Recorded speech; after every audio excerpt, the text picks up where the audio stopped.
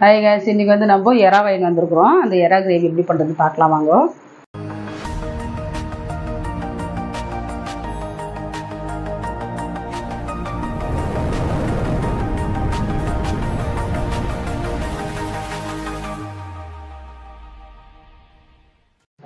எறா இதுதான் 1/2 கிலோ எறா வாங்கி வந்து எல்லாம் கழுவி க்ளீனாக மஞ்சள் பொடி உப்பு போட்டு கழுவி வச்சுருக்கிறேன். அதுக்கு தேவையானது தக்காளி, பொடியாக கட் பண்ண வெங்காயம், 2 பச்சை மிளகா, 2 காஞ்ச மிளகா, மிளகுத்தூள், சீரகத்தூள், மிளகா பொடி, கரம் மசாலா, இஞ்சி பூண்டு பேஸ்ட். இப்போ எப்படி செய்யுதுன்னு பார்க்கலாம் வாங்க. இப்போ வந்து எறா கிரேவிக்கு வந்து நான் கடாயை வச்சு எண்ணெய் ஊற்றிட்டேன். எண்ணெய் காஞ்சிடுச்சு. சீரகம் கடுகு போட்டுக்கலாம். சீரகம் கடுகு பொஞ்சிடுச்சு. இப்போ வந்து 2 காஞ்ச மிளகா, 2 பச்சை மிளகா, பொடியாக கட் பண்ணி பெரிய பெரிய வெங்காயம் போட்டுக்கலாம். இதுக்கு வந்து நல்லா பொடியாக கட் பண்ண வெங்காயம் தான் நல்லா போட்டு நம்ம வதக்குனாக்கா நல்லா கிரேவி வரும். இந்த வெங்காயம் வதக்கிறதுக்காக நம்ம வந்து கொஞ்சம் உப்பு போட்டுக்கலாம். ஆல்ரெடி நான் இறால கொஞ்சமாக உப்பு போட்டு மஞ்சள் பொடி போட்டு கழுவி வச்சுருக்கிறேன். அதனால கொஞ்சமாக நம்ம வெங்காயம் போட்டு வெங்காயம் வதக்கட்டும் நல்லா. இப்போ வந்து வெங்காயம் வந்து வதக்கிடுச்சு. இந்த ஸ்டேஜில் வந்து நம்ம இஞ்சி பூண்டு பேஸ்ட் போட்டுக்கலாம். நல்லா 1.5 ஸ்பூனு அதுவும் போட்டு நல்லா மிக்ஸ் பண்ணிக்கலாம். இப்போ வந்து ஈஸி தான், சிம்பிள் எறா கிரேவி செய்யறது. எறா காரக்குழம்பு செய்கிறாங்க, அது வந்து கொஞ்சமாக புளி கரைச்சி ஊற்றுறாங்க. இது எறா கிரேவிக்கு வந்து புளி ஊற்றுறதில்ல. இப்போ வந்து மெலிசாக கட் பண்ணி வச்சுக்க தக்காளி போட்டுக்கலாம்.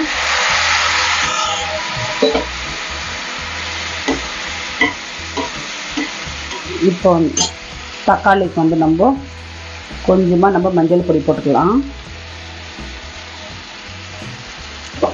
மஞ்சள் பொடி போட்டாச்சு. இப்போ வந்து கரம் மிளகாத்தூள் போட்டுக்கலாம். காரத்துக்கு ஒரு 2 ஸ்பூனு. நம்ம இஷ்டம் தான் காரம். நம்மளுக்கு கம்மியாக வேணும்னா கம்மியாக, ஜாஸ்தி வேணும்னா ஜாஸ்தி போட்டுக்கலாம். இப்போ வந்து குழம்பு மிளகாத்தூள் போட்டுக்கலாம் ஒரு 2 ஸ்பூனு போட்டு நம்ம என்ன பண்ணலான்னாக்கா இதெல்லாம் நல்லா மிக்ஸ் பண்ணி கொடுத்து இந்த பச்சை வாசனை எல்லாம் போய் தக்காளி நல்லா வேகணும்.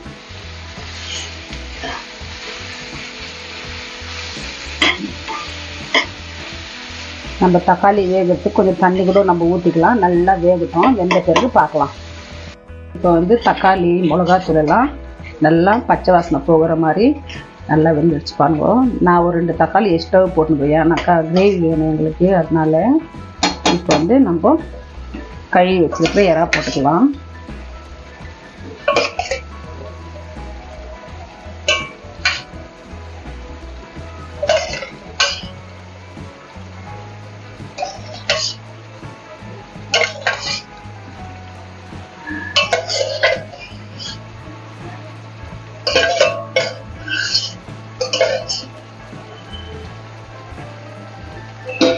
எறா போட்ட பிறகு நம்ம கொஞ்சமாக கரம் மசாலா போட்டுக்கலாம்.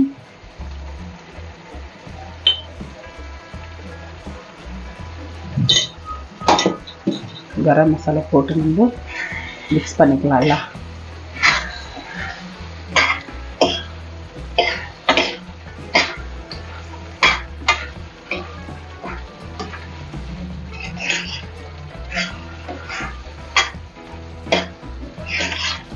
மிக்ஸ் பண்ணி நம்ம நல்லா ஒரு 10 நிமிஷம் நல்லா வேகட்டும். கெட்டியாக இருந்தால் கொஞ்சம் தண்ணி ஊற்றுங்க. இல்லை கெட்டியாக வேணும்னா தொக்கு மாதிரி வேணும்னா இப்படியே கூட இருக்கலாம். இப்போ இந்த ஸ்டேஜில் வந்து நம்ம உப்பு இல்லை கொஞ்சம் உப்பு போட்டுக்கலாம். எறாக்கு போட்டு நம்ம மீடியமில் ஒரு 10 நிமிஷம் வேக வச்சிடலாம். வேக வச்சுட்டு காட்டுறேன். இப்போ வந்து நம்ம எறா ஒரு 10 நிமிஷம் நான் ஸ்லோவில் வச்சு வேக வச்சேன் பாருங்க. நான் தண்ணியே ஊற்றல. அந்த தக்காளியில் இருக்கிற தண்ணி, அந்த எறாவில் இருக்கிற தண்ணி தான் பாருங்க. இந்த சமயத்தில் வந்து நம்ம கொஞ்சமாக மிளகு போட்டுக்கலாம்.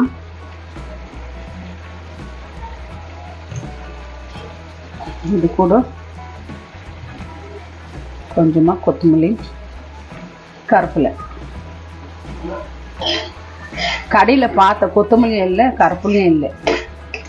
சாயங்காலத்தில் எதுவுமே இருக்குது, எல்லாம் காலியாகிடுது. இருக்கிறது போட வேண்டியதுதான். இப்போ வந்து நம்ம எறா கிரேவி ரெடி ஆகிடுச்சு பாருங்க. இப்போ எறா கிரேவி நான் செய்கிறது பார்த்துருப்பீங்க. இதோடு இந்த வீடியோ முடியுது. நெக்ஸ்ட் வீடியோவில் பார்க்கலாம். பாய்.